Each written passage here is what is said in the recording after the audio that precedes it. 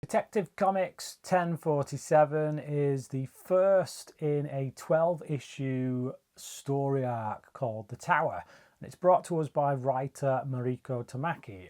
Now, I did say in my written reviews over on wowcomics.com that I felt that she was a bit hamstrung in the Fear State run, and I felt like that's because it wasn't really her story. She had to tie what she wanted to write in with everything that was going on with Fear State. And I did say that I thought she still showed promise as a writer, and I would love to see what she could do without her hands being tied by a much kind of wider reaching story, one that had to dip into the other titles in the Batman universe. Here she gets that chance. So she's been given this 12-issue arc. Detective Comics being released weekly over the course of 12 weeks, which I don't remember it ever doing before, to be honest. But yeah, it's quite a quick succession. But she gets her shot here, and the first issue of her story, I think, is pretty damn solid. It's got to be said. My only complaint with it would be because it follows. So basically, the new Arkham Tower is in the process of opening, but the guy behind it, this Dr. Ware, he wants more funding, and that funding isn't going to be granted until he can prove that Arkham Tower works.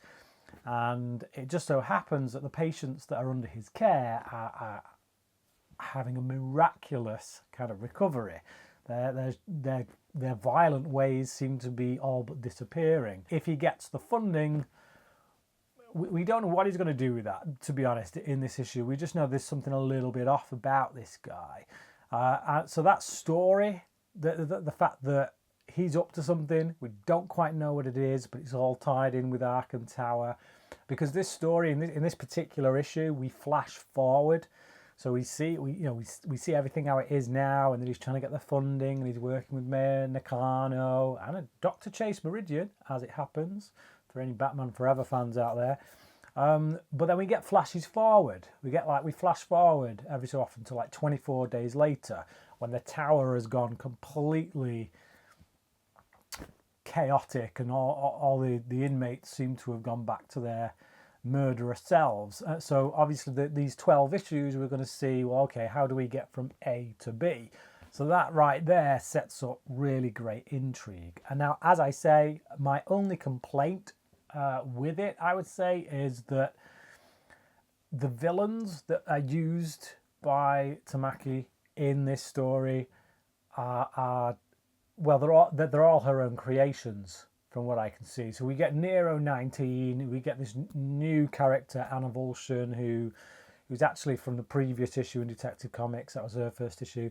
And we get this other dude that doesn't have a name yet, but we will later find out is called Siphon. These are her creations, and it's just like, okay, I get that when you come on as a new writer, you know there's that urge to create a new character.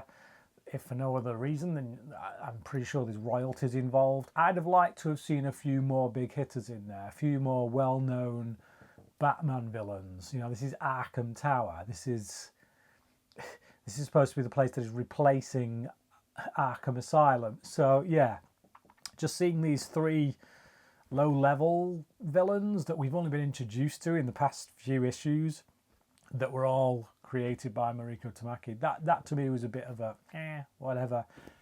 But as I say, that aside, the story, that it hits you with impact right from the off. Because of those flashes forward, the pacing is just real quick. We're getting a lot of information thrown at us, but it's done in a way that, for me, was very entertaining and very fast paced, and instantly made me want to go straight to the next issue.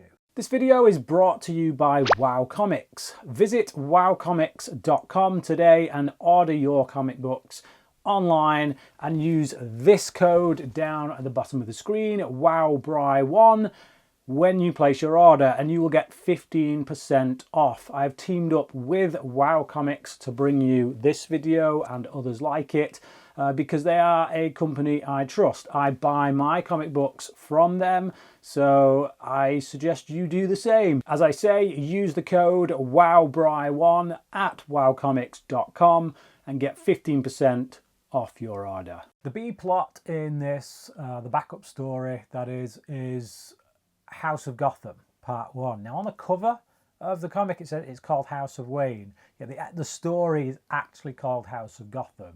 So an editorial faux pas there, I think, that didn't get seen. But yeah, so House of Gotham Part 1.